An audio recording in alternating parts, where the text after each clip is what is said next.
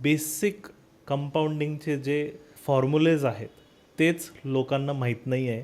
त्याच्यामुळं लोक फक्त इमोशनल बाईंगवरती जातात, इम्पल्सिंग बाईंगवरती जातात आणि फायनान्शियल डिसिजन्स घेतात आणि फायनान्शियल डिझास्टर्स करतात. Compounding is the 8th wonder of this world.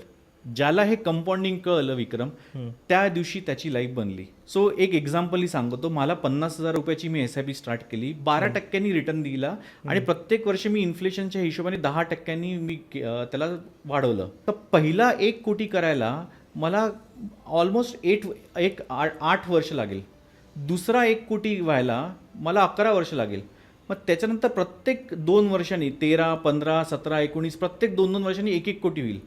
20व्या वर्षीपासनं तुमचा प्रत्येक वर्षाला 1 कोटी हा तुमच्या वेल्थमध्ये ॲड होत जाईल.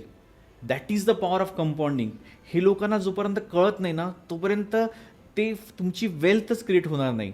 तर मार्केट अप डाऊन चालू राहील, पण तुम्ही कन्सिस्टंटली इन्व्हेस्ट करायला पाहिजे.